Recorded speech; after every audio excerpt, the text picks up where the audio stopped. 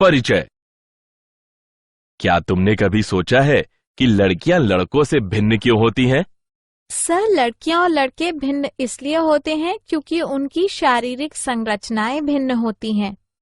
हाँ, लेकिन यह भिन्नता उनके भिन्न जनन अंगों के कारण होती है। हाँ, और ये अंग पुरुषों एवं स्त्रियों में अलग अलग तरह के हार्मोन स्रावित करते हैं। तुम सही कह रहे हो राहुल। आओ, आज पुरुषों एवं स्त्रियों में जनन अंगों के बारे में विस्तार से जानकारी प्राप्त करें। उद्देश्य।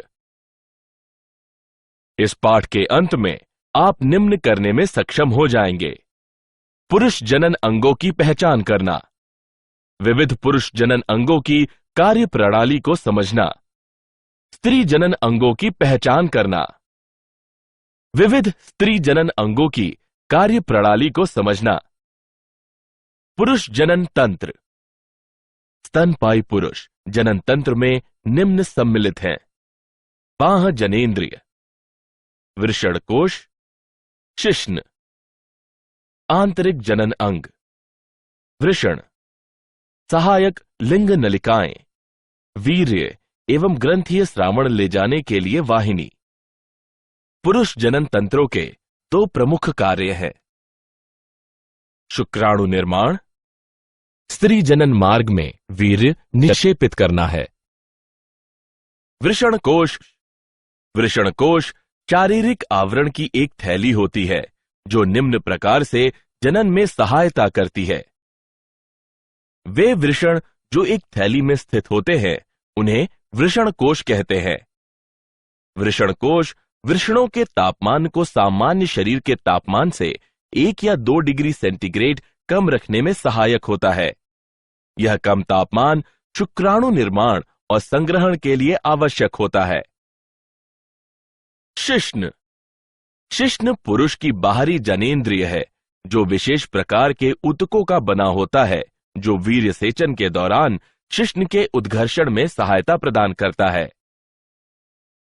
शिश्न का अंतिम भाग शिश्न मुंड कहलाता है जो ऊतकों की एक ढीली त्वचा से ढका होता है जिसे अग्रछिद कहते हैं। वृषण। वृषण संयोजी ऊतकों की परतों से घिरी अति कुंडलित नलिकाओं के बने होते हैं। इन्हें शुक्रजनक नलिकाएं कहते हैं। शुक्रजनक नलिकाओं के मध्य में कोशिकाएं स्तरित होती हैं। यह कोशिकाएं प्राथमिक पुरुष लिंग हार्मोन टेस्टोस्टेरोन और अन्य एंड्रोजन उत्पन्न करती हैं। शुक्रजनक नलिकाओं में शुक्राणुओं का निर्माण होता है। पुरुष मैथुन सहायक नलिकाएं, वृषण जालिकाएं, शुक्र वाहिकाएं, अधिवृषण, शुक्रवाहक। शुक्राणु इन नलिकाओं में निम्न तरीके से प्रवाहित होते हैं। ये नलिकाएं वृषण से प्राप्त शुक्राणुओं का भंडारण तथा मूत्र मार्ग से इनका बाहर की ओर परिवहन करती हैं। पुरुष सहायक ग्रंथियां। पुरुष की सहायक ग्रंथियों के 3 समूह हैं। शुक्राशय। इनका स्राव प्रकीर्णव एंजाइम, फल, शर्करा और प्रोस्टाग्लैंडिस कैल्शियम से युक्त होता है। पुरस्थ ग्रंथियां। इनका स्राव प्रतिस्कंदक एंजाइमों और साइट्रेट से युक्त होता है। बल्बोयूरेथ्रल ग्रंथियां। इनका स्राव शिश्न में स्नेहन प्रदान करने में सहायक होता है। इन ग्रंथियों का स्राव शुक्रीय प्लाज्मा का निर्माण करता है। मूल्यांकन। आगे बढ़ने से पहले आइए देखें कि आपने कितना सीखा। निम्न का मिलान करें। मूल्यांकन। आगे बढ़ने से पहले आइए देखें कि आपने कितना सीखा। सही विकल्प को उठाकर उसके संगत स्थान पर रखें। स्त्री जनन तंत्र। स्त्री जनन तंत्र में निम्न शामिल है: अंडाशय यानी मादा जनद, अंडवाहिनी, गर्भाशय, गर्भाशय ग्रीवा, योनि, बाह्य जनेंद्रिय जिसमें भगोष्ठ के 2 सेट और योनि द्वार होता है, एक जोड़ा स्तन ग्रंथियां, अंडाशय, यह अंडाणु और अंडाशयी हार्मोन उत्पन्न करता है। स्नायुओं के द्वारा गर्भाशय से जुड़ा होता है। अंडाशय पीठिका परिधीय वल्कुट और आंतरिक मध्यांश में विभक्त होता है। प्रत्येक अंडाशय विभिन्न रोमकूप अंतर्विष्ट करता है। प्रत्येक रोमकूप में एक अंड कोशिका होती है जो पुटक कोशिकाओं से घिरी होती है। अंडवाहिनी।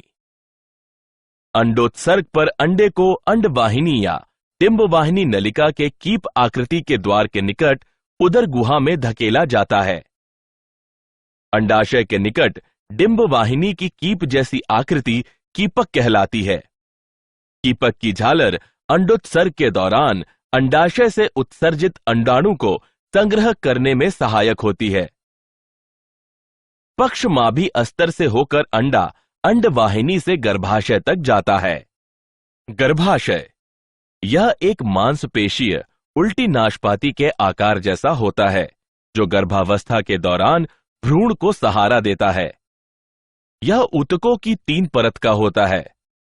परिगर्भाशय, गर्भाशय पेशी स्तर और गर्भाशय अंतःस्तर। गर्भाशय ग्रीवा यह गर्भाशय का सिरा होता है जो योनि में खुलता है। ग्रीवा की गुहा को ग्रीवा नाल कहते हैं।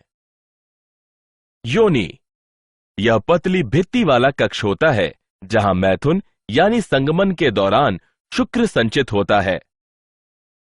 योनि ग्रीवा नाल के साथ मिलकर जन्म नाल की रचना करती है। वहां जनेंद्रिय इनमें सम्मिलित है। जघन शैल यह वसामय ऊतकों से बनी गद्दी सी होती है जो जघन, बालों और त्वचा से ढकी होती है। वृहद भगोष्ठ यह योनि द्वार को घेरे हुए ऊतकों का मांसल वलन है।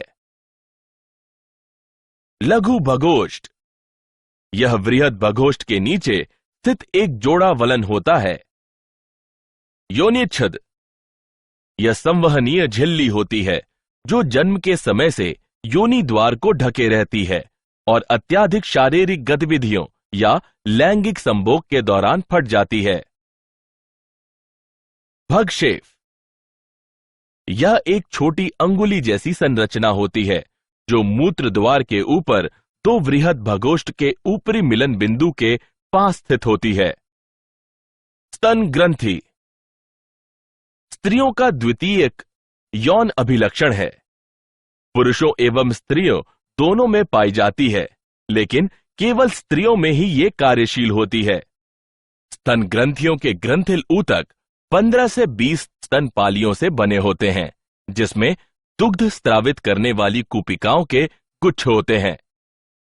प्रत्येक स्तन पाली की नलिकाएं मिलकर एक स्तन वाहिनी बनाती हैं, जो अन्य स्तन वाहिनियों से मिलकर एक चौड़ी स्तन तुम्बिका बनाती है, जो दुग्ध वाहिनी से जुड़ी होती है, जिससे स्तन से दूध बाहर निकलता है। मूल्यांकन। आगे बढ़ने से पहले आइए देखें कि आपने कितना सीखा। सही विकल्प को उठाकर उसके संगत स्थान पर रखें। क्या आप जानते हैं, स्त्रियों की जर्म लाइन को कैंसर उपचार से क्षतिग्रस्त होने से बचाने के लिए स्फिंगोसाइन 1 फॉस्फेट युक्त एक औषधि संश्लेषित की गई है। यह औषधि ऐसी स्त्रियों में अंडाशय की कार्यप्रणाली बहाल करने में भी सहायक है। सारांश। आइए हमने जो कुछ सीखा है उसे संक्षेप में दोहराए।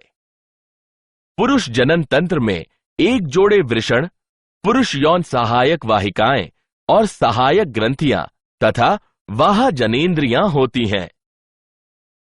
वृषण में अति कुंडलित शुक्रजनक नलिकाएं होती हैं जो शुक्राणु उत्पन्न करती हैं। पुरुष बाह जनेंद्रिय शिश्न कहलाती है। स्त्री जनन तंत्र के अंतर्गत एक जोड़ा अंडाशय, एक जोड़ा अंडवाहिनी, एक गर्भाशय, एक योनि, बाह जनेंद्रिय और एक जोड़ा स्तन ग्रंथियां सम्मिलित होती हैं।